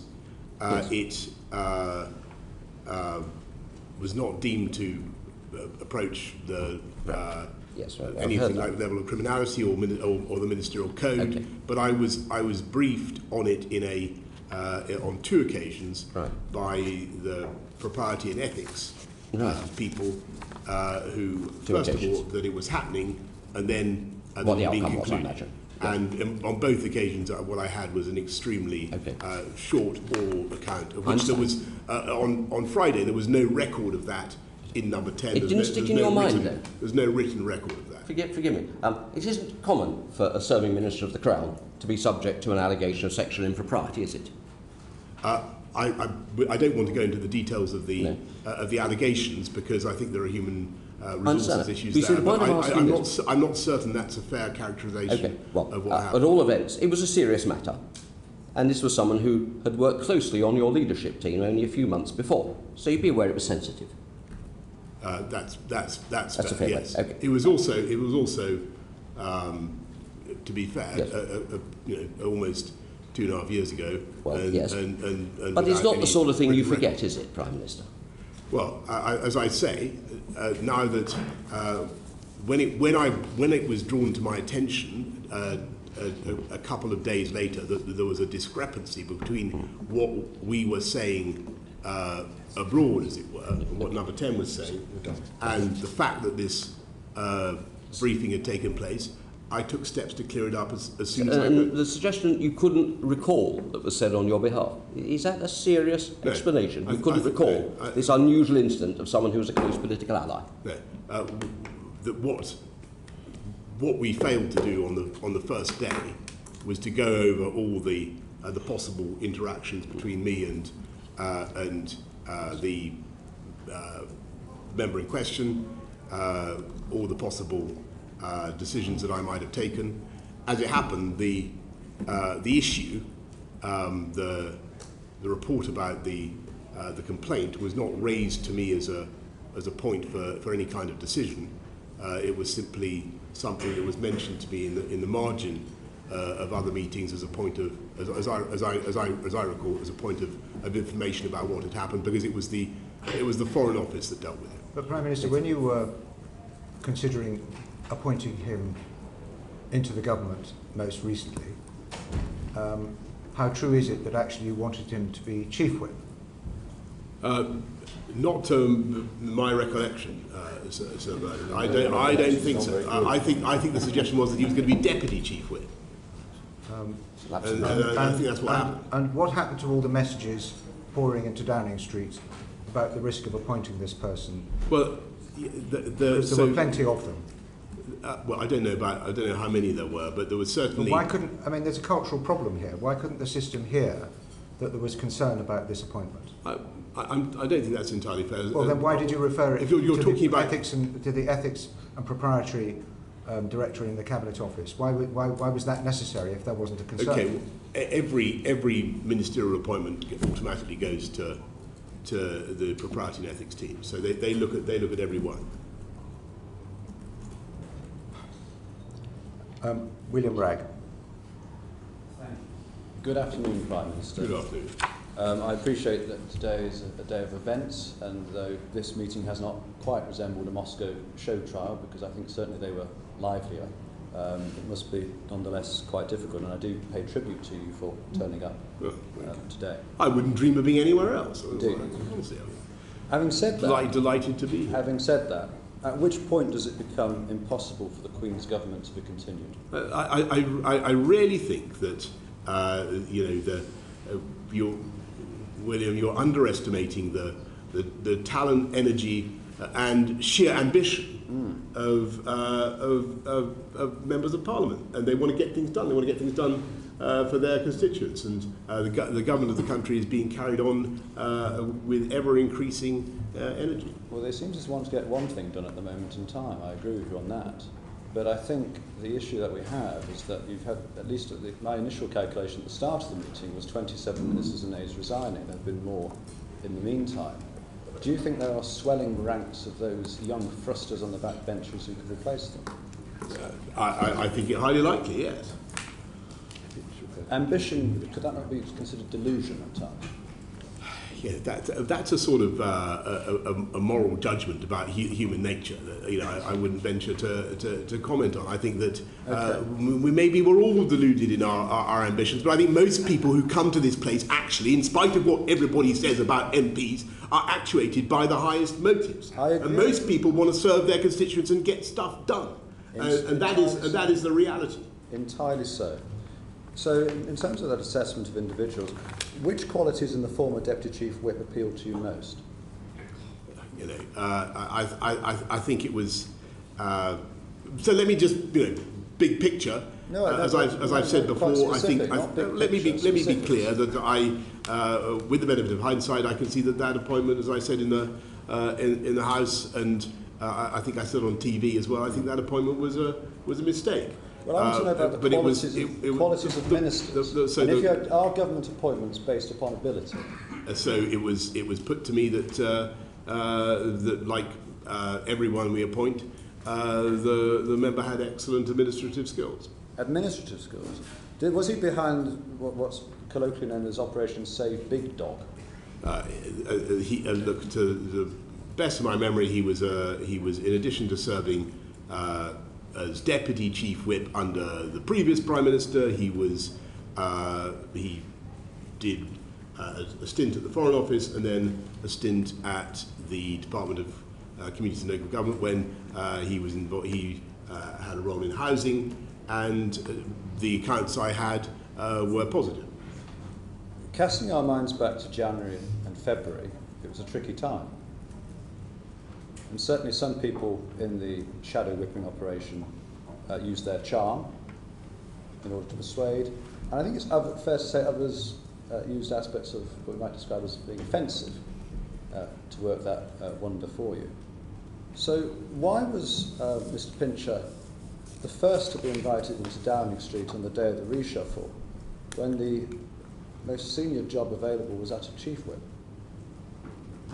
Ordinarily, it would be awarded to the person first. Okay, I got it. That's going back to Bernard's point. I think that's a red herring. Did any colleagues come to you on that day and express concerns about that appointment or potential appointment? Not to me, but concerns. What happened was that concerns were expressed actually after I had made the appointment. Why was he in there for 4 hours though before the appointment was made? For that reason, I made the appointment.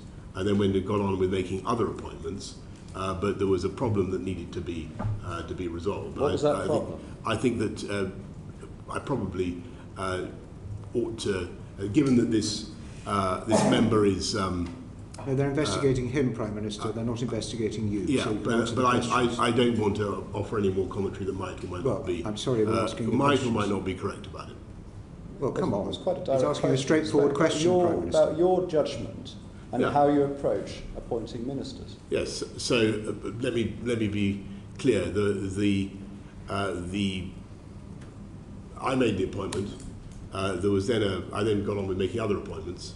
There was then a delay while the matter was cleared up in announcing the appointment. I was told that it had been cleared up, and we got on with it. What needed to be cleared up? it was a matter concerning another colleague, but I really don't want to. It would not be right for me to go into it. No, it wouldn't be right, because what happened to that colleague wasn't right at all, was it? Well, I wasn't informed of that at the time, but having been subsequently informed about it, I can see that it's another reason not to have done, not to have had that minister, if it was true, not to have had that minister in post. But on the other hand, if it was true, do you believe that colleague who came to you or made overtures on number 10, or do you believe Mr. Pincher? Look, I think that these things have to be examined. I'm not going to make a comment about that. I think what happened was that my team interviewed both people and resolved the matter, and that's why we proceeded as we did. Are you familiar with the Lassel's principles? I knew you were going to ask this, and I'm sorry, Mr. Ragg. Before you move on, I know this is about Tommy. Indeed, you watched the Crown. Yes. Yeah. Go on, remind me. So, if you were to go to Her Majesty and request, as it is a request, not to advise, but request a dissolution of Parliament, could you give me 2 conditions under which Her Majesty would be justified in declining your request? You're asking about something that is not going to happen, unless everybody's so crazy as to try and have a new. We are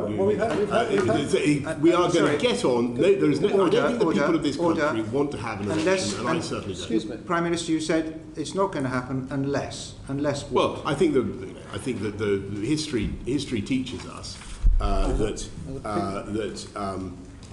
the best way to have a period of stability and government and not to have early elections is to allow people with mandates to get on. Unless what?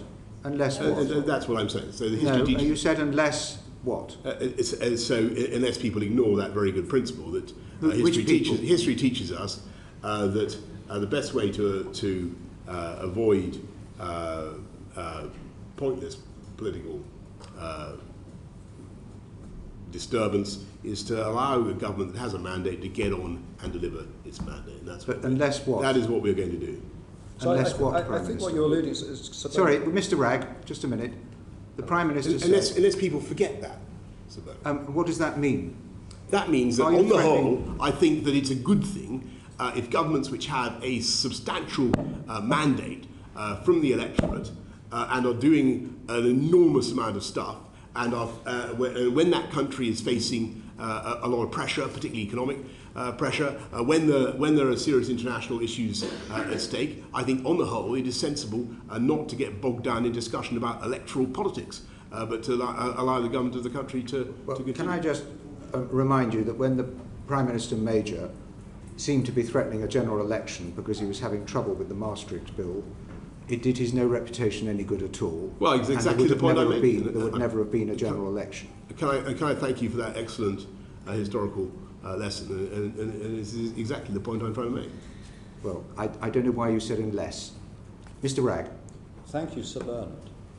And so, if one of the conditions of the South's principles is that the sovereign could rely on finding another Prime Minister who could govern for a reasonable period with a working majority of the House of Commons, you'd accept that principle? I think all this is... I want to agree passionately and strongly with what Sir Bernard has said. If you go back to Prime Minister, the 90s, that you don't solve problems by threatening to call elections. You've got to get on with what you're elected to do, and that's what the government is. That's what the government is doing. So I'm taking it that you accept the Lassel's principles. They sound, insofar as they're designed to prevent pointless wildcat elections, they sound sensible to me. Thank you, Sir Bernard.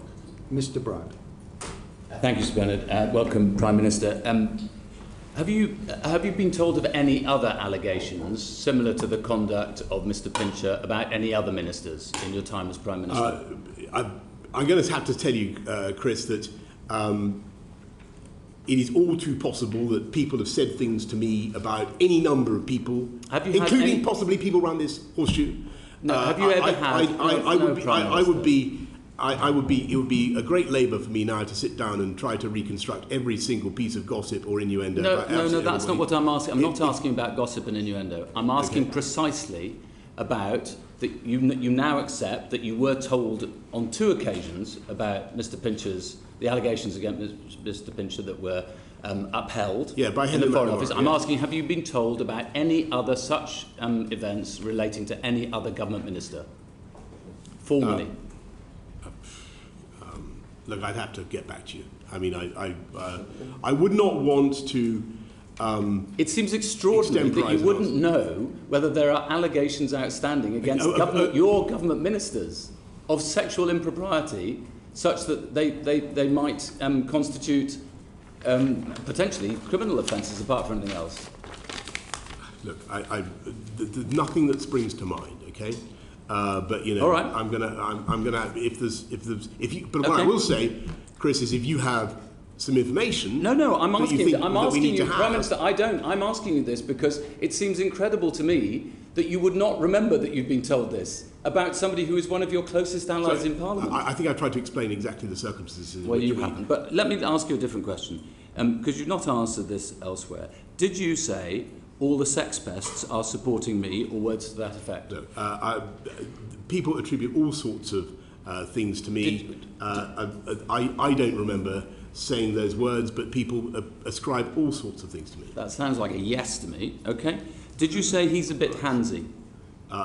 It's not a word I use, actually. So that's a definite no? I would not have used that word, but you know. It's a definite no, is it? Look, I'm saying people maybe hear me say all sorts of things. It's not handsy, as it happens, is not a word I use, but. All right, did you say Pincher by name, Pincher by nature? I'm not going to get into some trivialising discussion of what I may or may not have said.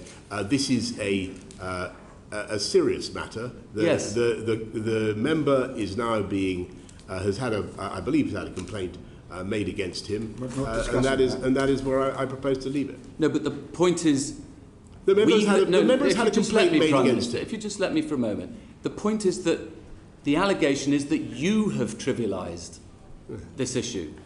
You've not even remembered it, perhaps because he's a useful ally to you. And the point is that then you appointed somebody who you believed to be a sex pest in a position of power and authority over other people in Parliament. So that's not right, because under any view, the issue at the Foreign Office was. Although it was upheld, it was resolved in a way that was satisfactory. It was upheld. It was resolved in a way that was satisfactory to all parties, and there are issues that I can't be confident that it was a sexual. There was sexual implications. Well, Sir Malcolm. Mr. MacDonald Lord MacDonald, makes it very clear that it was very similar to the allegations of what happened in the trouble is, But let me ask you if I may say so, that I was given on the occasions when it was mentioned to me, I was given very brief, a very sketchy account, and I really think that you need. It just seems incredible that you wouldn't think that was a matter worth investigating or talking. Can I ask you? Was Neil Parish right? It was investigated, and it was investigated, and it was upheld. By the Foreign Office. Was Neil Parish right to resign from Parliament? Well, I think that the problem he had was that he was. Was he right to resign? It was his decision. Was he right to resign? I think that he was doing something that is not normal or tolerated in most workplaces. So should Chris Pincher resign from Parliament? Well, you ask about my relationship with him. I took the whip away from him. Should he resign from Parliament? That's a matter for him. So you think he should stay? Well, that's a matter for him. But I took the. He no longer sits as a Conservative All right. MP. Was it right for Sarah Dines to ask the man who was groped in the Carlton Club whether he was gay, and to say that it was problematic that he was? You're asking me about about what other members are alleged to have said. I can't be No, certain. no, there are 5 other, including people in this room, there are 5 other MPs who witnessed it. It's not in any doubt, and I don't think she has denied it. Was it right, or is it not victim shaming? Let me put it this way. I think that what happened was extremely serious, and as soon as I knew that a complaint had been made, and I talked to a witness, and I removed the whip. Have you talked to Sarah Dines about it? I haven't talked to her about that, but I removed the whip immediately. Do you not understand why this is problematic? Because it means that being gay, for some reason or other, makes you sort of asking for it. Chris, look, I see why you're putting it like that. I don't know whether I very much doubt that Sarah meant it to be interpreted that way. You said yesterday about Chris Pincher, if I had my time again, this is a bit of Captain Hindsight, if you don't mind me saying, but if I had my time again, you know who he is. Yeah. Yeah, it's you. If I had my time again, I would think back on it and recognise he wasn't going to learn any lessons, and he wasn't going to change. But that's true about you, isn't it? You're not going to learn any lessons, and you're not going to change. You're not capable of changing. We'll be doing this again, time and time again, if you stay in post, won't you? Well, coming to this committee, I will. And yes, I will. I hope very much to be. Come on, you know what he's invited. asking, Prime Minister. He's not asking that question. Well, I don't know quite well. I mean, you know exactly what I'm asking. You don't. This is all about you in the end. The reason these things happen is because of you. He took liberties because he knows that you take liberties and get away with it, and allow other people to get away with taking liberties. That's right. I'm not quite sure what you're driving at there. I think you know perfectly well what I'm driving at. But you were asked. You said on one of the other broadcasts. You said, if you're saying you want me to undergo some sort of psychological transformation, I think that our listeners would know that that is not going to happen. Isn't that the problem? We need a psychological transformation if you're to stay in office. With the greatest possible respect, what I think we all need to do is focus on the things that our electorates sent us here to settle for them. And they are how to fix the post-COVID economic shocks, and that's what we're doing. How to make sure that we improve the life chances of every kid growing up in this country. And I think what Robert said about kids being excluded from school was incredibly important, and I'm going to go away and look at that. These are the issues that matter to the people of this country. And that does not exclude the fascination that people will have with these other subjects, but that is what I am focused on. No, they also focus on honesty and decency and propriety and standards in public life, and they hate it when people, when they get caught out, just want to turn over the table and abolish all the rules. But let me ask you one very specific final question, which is just about the ministerial code, because it enshrines the existence of the independent advisor on the ministerial interests in the ministerial code. You haven't got one at the moment. I hope you're going to appoint one very soon, and you can tell us who that's going to be. But you authorised an investigation into Mark Spencer's alleged Islamophobia, which I gather Lord Geit had very nearly completed. When will that be completed, and when will it be published? That's a very good question. I think that Lord Geit did give me a brief update on it. I had the impression that it was nearing conclusion. I'll have to get back to you. And is there going to be a replacement? Yes, there will be. As soon as we can find one. I think the difficulty... You haven't got enough ministers to appoint yet, let alone You've lost 32 now. I'm sure there will be no shortage of candidates. If I could just explain a bit about the replacement for Lord Geit. I do think there is an issue, and I think that we need to think about it collectively, which is what happens when we appoint these people. I think that they can become very exposed and very vulnerable to abuse, to political pressure, to campaigns, and I'm just giving you my view. They're much more public than they used to be. So Christopher, I think, did an outstanding job, but he was facing a lot of public pressure. He resigned because he thought you'd lied to him. That's not what he said. he said that he resigned over the question of whether steel tariffs should be imposed. He didn't resign over steel tariffs. You know perfectly well that's not the truth. I'm sure you've seen his letter. That's what I he have, says. yes. That's what he says. I think the issue there was whether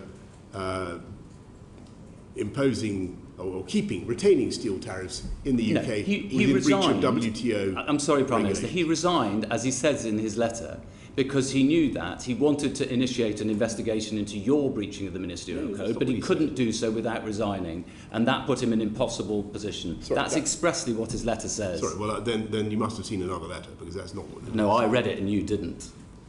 I'm going to have to disagree with you gently there. Thank you, Chair. Chair, after that outbreak of mythomania, let's perhaps get down to some facts. So, Prime Minister, you know my job in Parliament is to do the maths.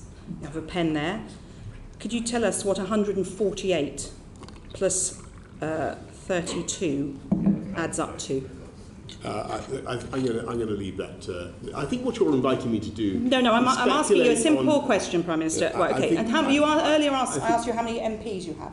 Perhaps someone's slipped you a note just to remind you how many Conservative MPs you have in Parliament. I think, Meg, do you know how many Conservative MPs you have in Parliament? I think, Meg, this is a question designed to invite me to comment on Prime Minister, political events when I've told you. You don't want to answer it. Let me answer it then. So you have 358 MPs. You did think it was 365. You have lost a few. As Mr Bryant has highlighted, you now have 32 ministers and PPSs who've resigned. It was 28 at the beginning of this meeting, and then an additional PPS who will resign tomorrow if you don't resign. So that makes it 182 if you include her. So half of 358, Prime Minister, just to make the maths simple for you, is 179. It's not looking very good, is it?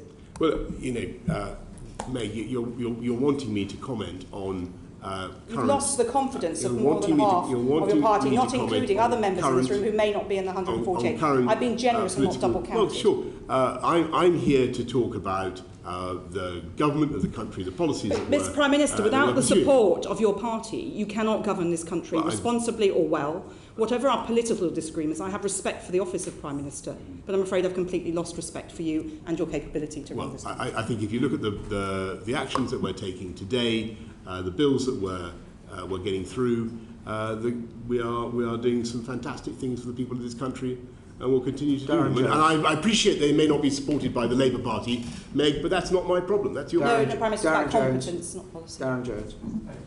Prime Minister, it's being reported that there's a delegation of your cabinet colleagues waiting in Downing Street, including the Chief Whip, the Transport Secretary and your new Chancellor, waiting to tell you when you finish here today that it's time for you to go.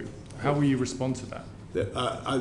Darren, you're asking me to comment on... This conversation will happen in a few minutes, Prime Minister. You say. But if you want to ask about what we're doing to help people with the cost of living, if you want to ask about what we're doing to build more clean, green energy supply, which this committee has taken an interest in. That's going to be your answer to the Cabinet colleagues in Downing Street. Then I'm very happy to talk to you about it. But I'm not going to give a running commentary on political events. We're going to get on with the government of the country. Prime Minister, on the question of the Prime Minister's advisor on ministerial interests, you've had 2 resignations, not just one. Why did Sir Alex Allen resign? Well, Sir Alex has I think been pretty well documented, and I thank him too, was asked to investigate allegations of bullying against the Home Secretary. The team produced quite a long report, which was based on a lot of extensive work, mainly anonymised interviews, and I read it very thoroughly. And the trouble I found with it was that nothing that the Home Secretary had actually said seemed to me to breach the threshold necessary to trigger her resignation. Although you might argue that she should have spoken in a different way from time to time. It didn't seem to me that the allegations wholly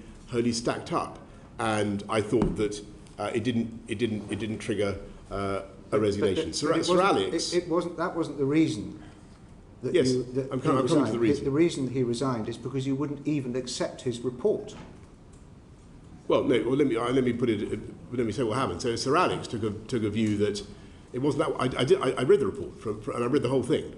He didn't actually write it, but he simply read it and drew some conclusions.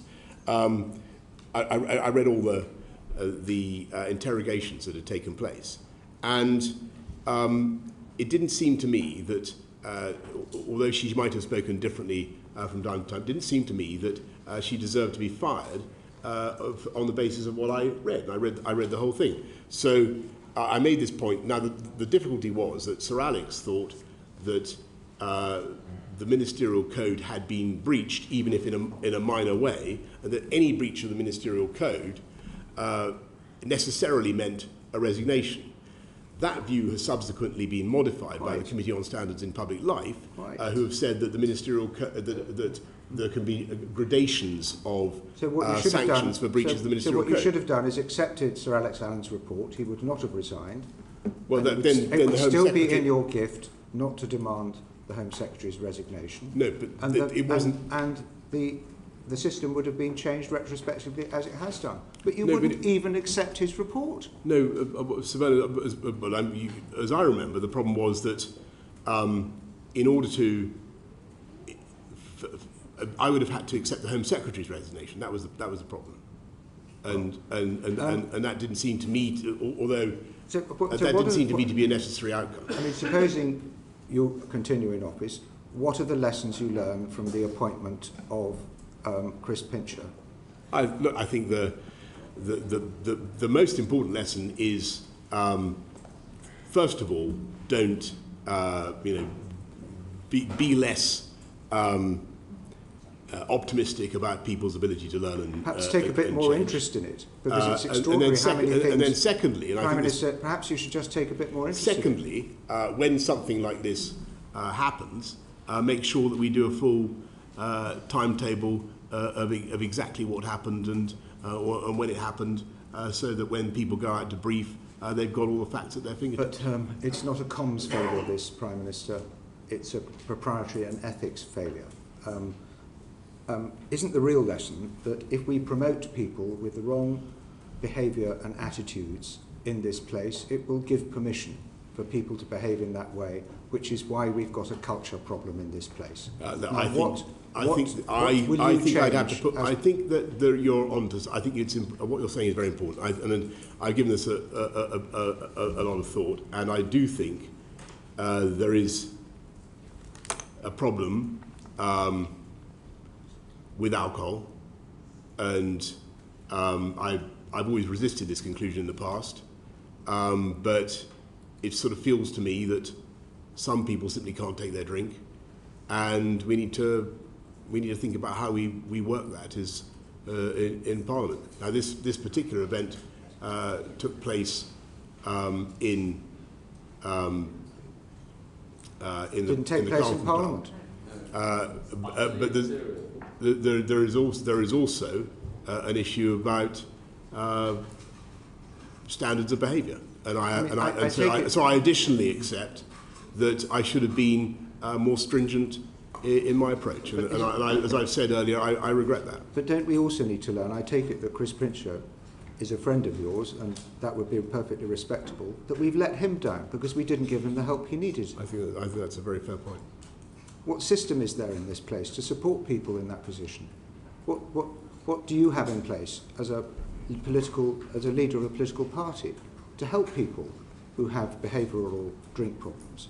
Well, I think that we all have a duty as colleagues to look after each other and to try to help people, and that's actually one of the functions of the Whip's office. Well, I mean, unfortunately, Whips have other duties, and they rather conflict with their duty of care, and there needs to be something else to support people who need help, who don't feel that they're giving ammunition to the people who control their careers.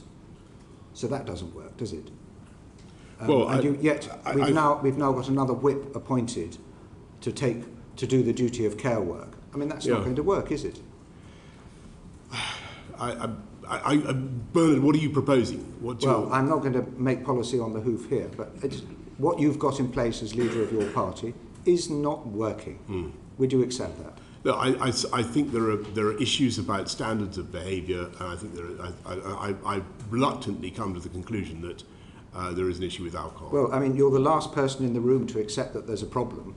Why do you think integrity in public life has become such an issue under your premiership? Well, I think actually the reality is that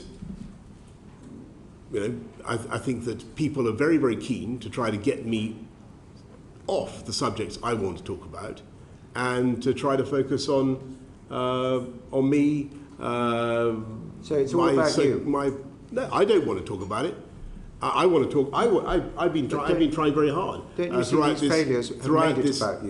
this session to talk about the things that I care about. Now, how much consideration are you giving to the prospect of your resignation? I'm happy to tell you that I'm getting on with the job that I was elected to do, and that is what I'm going to do. So all these problems are basically somebody else's fault?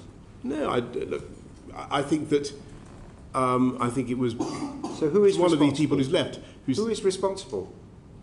Who should be held accountable? I am responsible, but I'm also responsible, Bernard, for delivering a huge manifesto commitments that we made in 2019, many of which are now coming through. Hugh asked about what are we doing to make sure that we're taxing electric vehicles properly. There is a colossal body of work that we're engaged on right now. We are uniting and levelling up across the country. We have the biggest programme of infrastructure investment that we've had for 100 years. And I'm going to get on with delivering on the programme that we set out and on the priorities of the people of this country. Important. And I know that there will be plenty of people who, for whatever motive, want to try to throw me off course by turning it into a story about something entirely different. And I think that it would be a fine thing if we focused on the arguments between us that are about policy and about the agenda and what we actually love doing, which is working hard for our constituents and trying to make their lives better. Let's talk. I mean, we've had some interesting exchanges about how to control inflation or motor vehicles. Those are the things that people are interested in, and that's what I'm focused on. Caroline Noakes. Bullying and sexual harassment are about a culture of power. Have you just sat there and told us that alcohol is an excuse? Not at all. Not at all. Not at all. Is it throwing us off the story by trying to talk about alcohol instead of talking about the culture that has underpinned those behaviours? Not at all. Not at all. I observe that some people seem to get very drunk, but that in no way minimises the underlying pattern of behaviour. Well, that's what you've just done. I don't think. Prime Minister, I vehemently disagree with that. I hope that you will reflect that in the end we're all dispensable. Bernard, that is certainly true. The programmes and the policies of your government and all flesh is grass. The welfare of the British people and the security of the nation are indispensable. And if you are becoming an obstruction to the achievement of those aims, I hope you will consider your position. Of course I will. But I wanted you to know that my job is to get on and deliver on those aims, and that is what I was elected to do. Will you resign if it is clear that you do not have the confidence of the majority of Conservative MPs? You're asking me, I love this committee, but you're asking me again to offer commentary today on political events when I'm here to talk about I wish you to policy. be clear about one thing, that if you have lost the confidence of your MPs, you will not seek a dissolution. You will stand aside and allow a leadership election to take place so the Prime Minister may send for an alternative leader. That's the proper procedure, isn't it? What I'm going to do is get on with... No, I need you to answer this question. Where you're quite right, and where I passionately agree I need you to answer this question, Prime Minister. And with you, is that I see absolutely no need Prime Minister, I'm going to ask you once more. An election. If you have lost the confidence of your MPs and you're required to step down as leader of the Conservative Party, you will not seek to dissolve Parliament.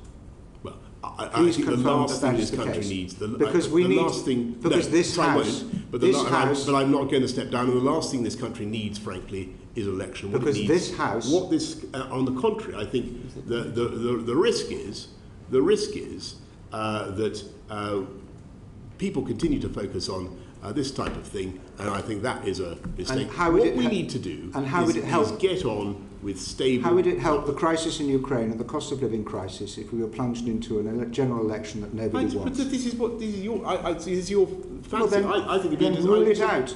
Rule it out. Of course I rule it out. You've ruled it out. The earliest date that I can see for a general election is 2 years from now, or 2024, I think is the most likely date for the next election. We have a huge amount to deliver. We're going to get on and do it.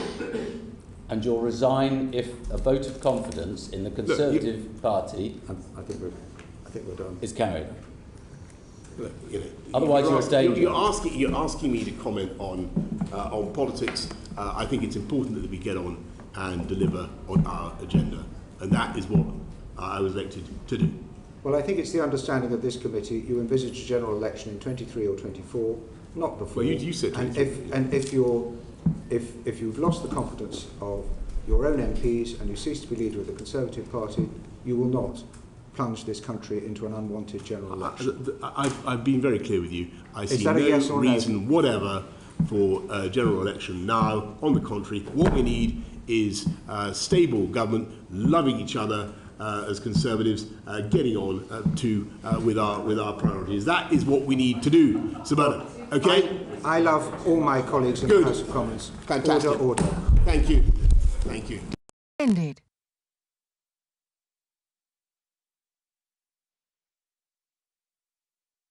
The proceeding has ended.